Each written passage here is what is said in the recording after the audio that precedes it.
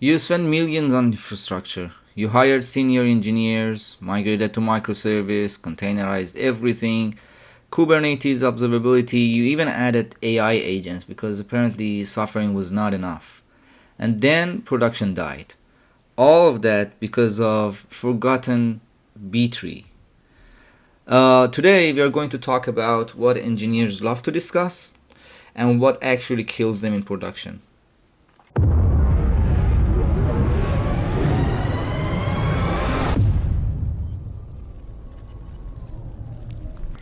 Spoiler alert, it's not your architecture diagram. Meet the query. It's beautiful, innocent, 5 lines. It selects orders for customer, orders them by date, limit to 20 results.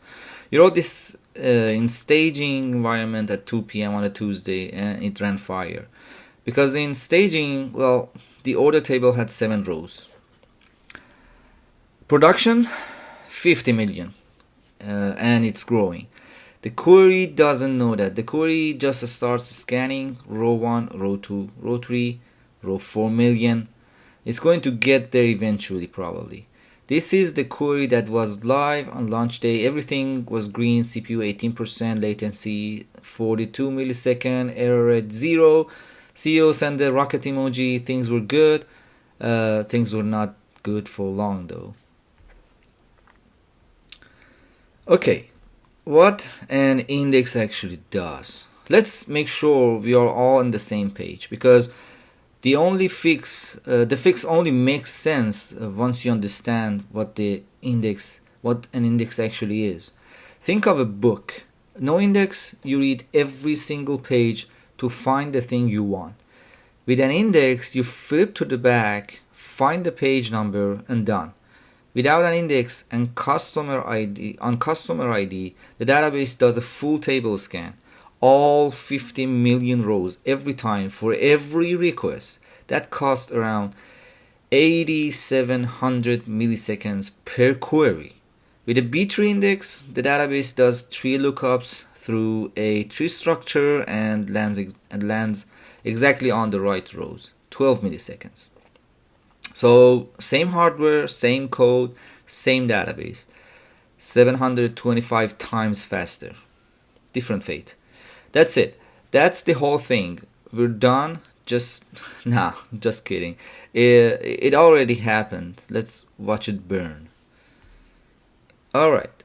So here's the thing about the slow queries. They don't just stay isolated. They pile up. At 50 user latency is 42 millisecond. Fine. At 500 users, it climbed to 847 milliseconds. Uncomfortable. At 5,000 users, launch day traffic, it hits 8.7 seconds per request. Each request opens a database connection. Each connection starts a full table scan on 50 million rows, holding CPU and I/O the entire time. New requests queue behind the old ones, they time out. The load balancer goes weird. Let me try that again. The retries make it even worse. Your connection pool 100 starts goes from 12 in use to completely maxed. New requests cannot even get a connection. Everything grinds to halt. So request open DB connection, full table scan starts, hold the CPU, other queue, new request, timeout, load balancer retries make it worse, everything on fire. Bad news is that this is where junior outage becomes a senior outage. One service goes down and it takes its friends with it as well. So order service is maxed. Checkout depends on orders now. Checkout is failing. Notification can't reach the database either. Admin panel gone. Background jobs also gone. Users API, payment, reports. Yeah, all either degraded or dead. Every monitoring alert is screaming critical. P95 latency is at 8.7 seconds. CPU 100, thread pools saturated, queue lag, infinity milliseconds. And the last one is technically not a real number, and yet somehow your dashboard is displaying it. And then from somewhere in war room, someone asked, could this be DNS? No, it's never DNS. Well, sometimes it's DNS, but today, my friend, it's your missing index day. Yeah, how to actually find the real issue. So, okay, production is melting. What do you not do? You do not randomly restart containers like you're performing some kind of tech shaman ritual. I've seen it. We've all done that. Please stop that. So basically, step 1, slow query logs. Turn them on. Set the threshold to 1 second. In MySQL, that's 2 lines. In Postgres, similar. Then watch what comes out of that. Duration 8.7 seconds. That's not a query. That's a confession. Explain analyze, powerful tool. Run it on the offending query, and there it is. 2 words you never want to see in production. Seq scan. Sequential scan, meaning that the database had no better option. It just walked every row, and the output you see rows removed by filter, like 49 something million. The database found 7 rows and discarded 50 million others to get there. Heroic effort. Completely unnecessary. So step 3 would be check wait events and logs, because one bad query can block many good ones, like one bad meeting that somehow ruins your entire workday. Query addition. The fix. What would be the fix? You ready? Yeah, so create index blah blah blah on orders customer ID. That's just it. That's the whole point of this video. I wanted you to understand the problem so that we now see how easy it is to tackle it. As I said, same hardware, same code, same database. Before 8.7 seconds, after 12 milliseconds. The entire incident, the war room, the Slack crime scene, the CEO rocket emoji turning into something much less celebratory, all of it. One line of SQL away from never happening. Performance is often architecture, but sometimes, more often than any of us would like to admit, it's just missing basics. So yeah, but indexes are not cheap. They come up with trade-offs. Almost everything in software engineering comes with the trade-off as well. So yeah, you thought we were done, but it's not done. Indexes are not magic fairy dust. Add them to everything and you create new problems. So first, writes become slower. That's the most important thing to know about the trade-off of every index. Every insert, update, or even delete now has to maintain the index as well.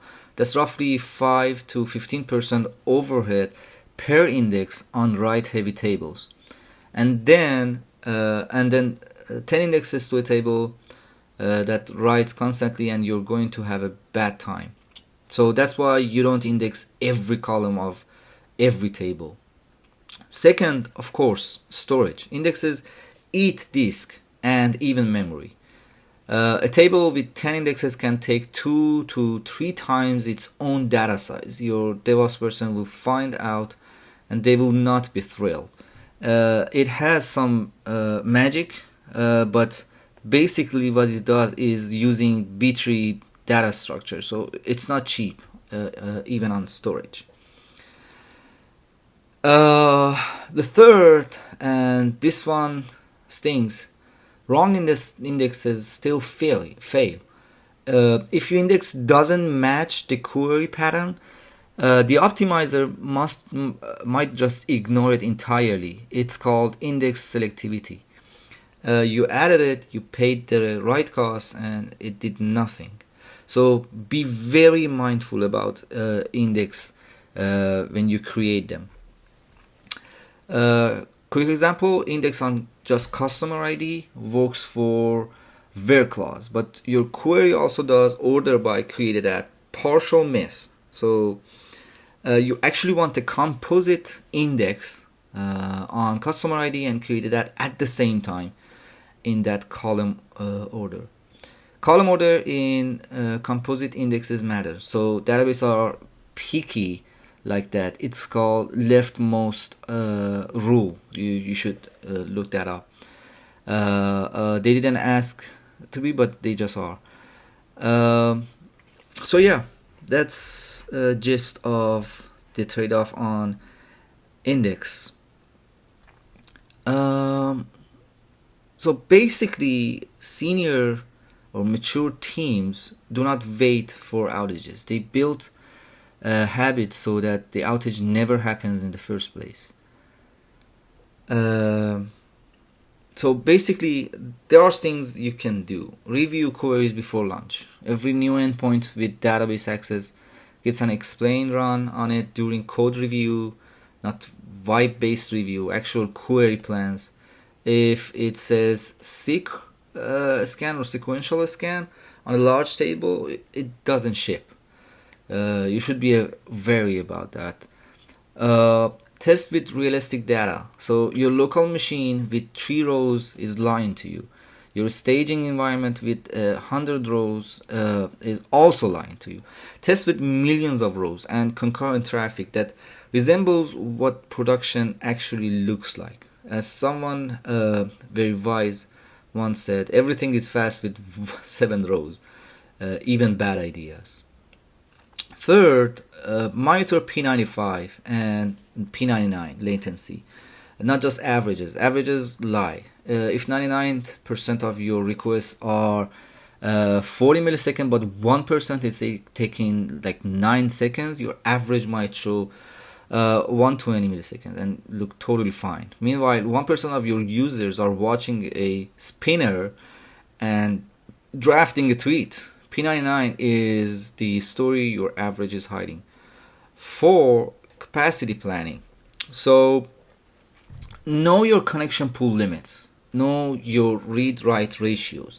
Have a plan before you need one. Hope, and I say this with love, is not a scaling strategy.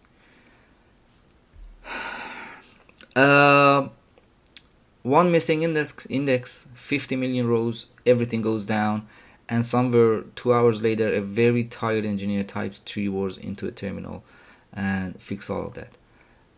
Add your indexes, review your query plans, and maybe, just maybe, don't celebrate on launch day until P99 is also looking fine. That's pretty much it. Stay curious, not judgmental.